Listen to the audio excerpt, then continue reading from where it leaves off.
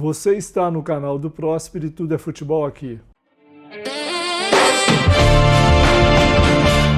Bom, entramos na semana decisiva das oitavas de final da Libertadores com os jogos de volta. Na semana passada foram disputados 7 jogos, apenas um foi adiado, Tolima Independente Del Valle, em função dos terremotos na Colômbia, os outros 7 empates.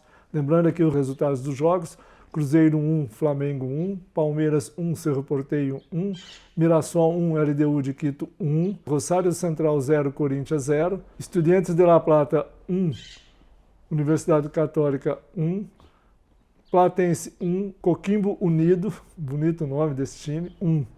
Então tivemos aí 7 empates, e lembrando que Fluminense, Fluminense 0, Independente Rivadavia 0. Então 7 empates, que deixa muito aberto os jogos de volta das oitavas de final da Libertadores, que serão realizados ao longo da semana, terça, quarta e quinta, com a ordem dos jogos aí.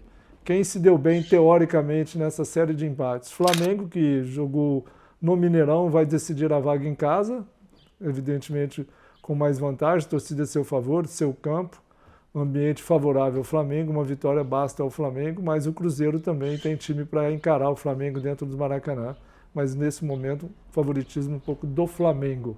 Outro que vai decidir em casa, o Corinthians, vai jogar na sua arena, depois de arrancar um bom empate sem gols com o Rosário Central, lá em Rosário, na Argentina, num ambiente muito hostil, muito difícil de se jogar, apesar da fragilidade do time do Rosário, que se esperava um time mais aguerrido, mais com manejo da bola, mas o que se viu não foi nada disso, um ataque fraco.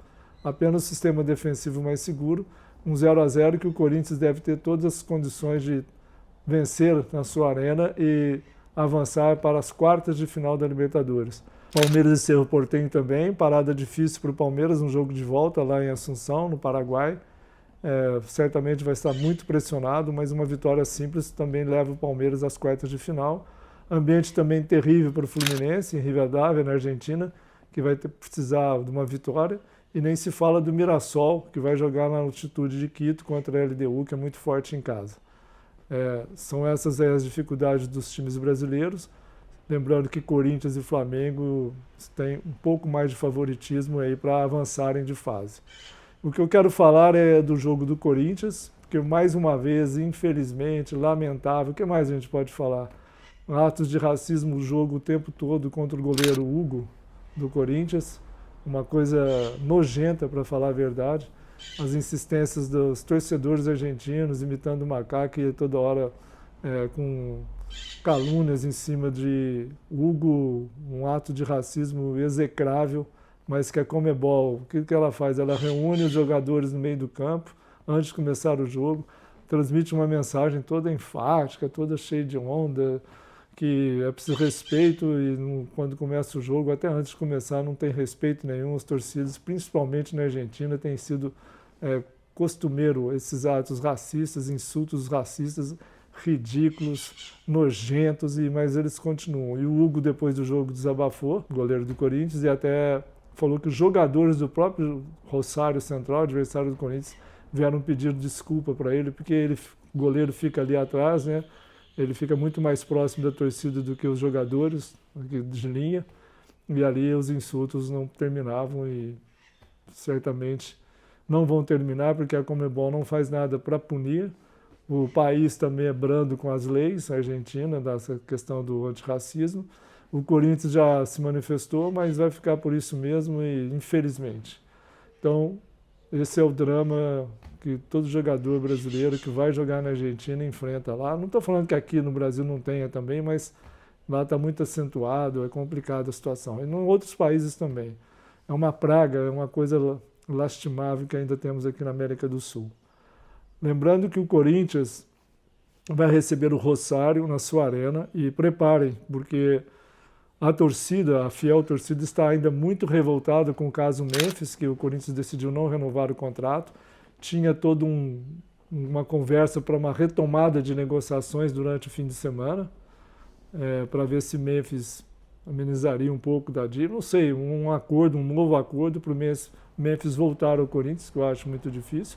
E a torcida já começou a brigar pesado com os dirigentes, faixas foram estendidas em frente à residência do Osmar Stabile, presidente do Corinthians, e não será surpresa um mega protesto contra a diretoria do Corinthians na Neoquímica Arena no jogo contra o Rosário Central, no jogo de volta das oitavas de final, que o Corinthians tem tudo para passar para as quartas de final. Lembrando que basta uma vitória simples contra um adversário teoricamente não muito forte, que vai jogar na retranca, evidente, especulando com o erro do Corinthians.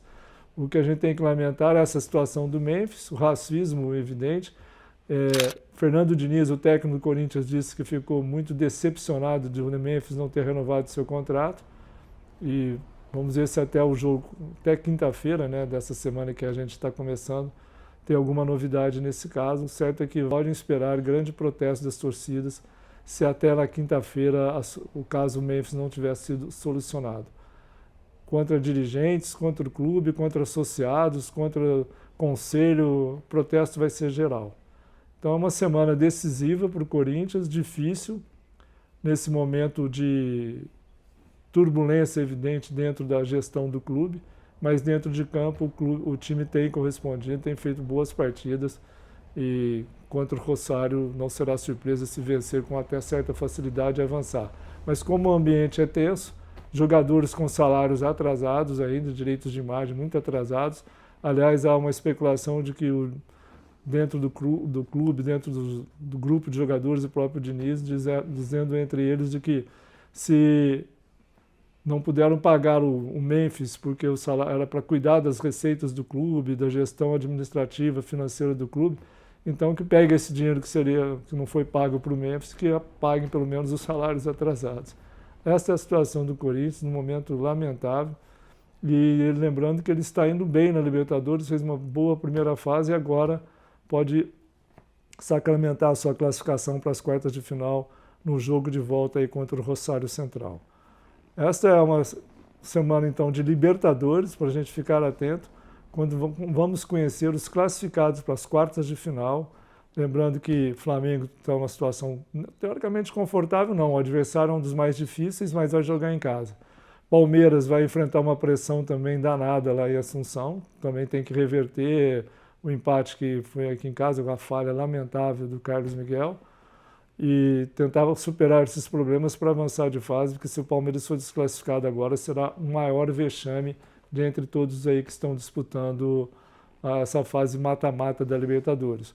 O Fluminense, a gente ainda não sabe se terá um novo treinador, porque o Zubeldia foi demitido, tão logo empatou 0-0 contra o Independente Rivadavia, né, no Maracanã, no jogo de ida das oitavas. O Zubeldia demitido, o Marcão, o eterno interino, cuidou do Fluminense no jogo contra o Palmeiras no sábado pelo Brasileirão, e agora a gente não vê se até nesta segunda-feira já tem uma definição de um novo técnico que possa assumir o Fluminense e tentar vencer lá na Argentina para o Fluminense classificar.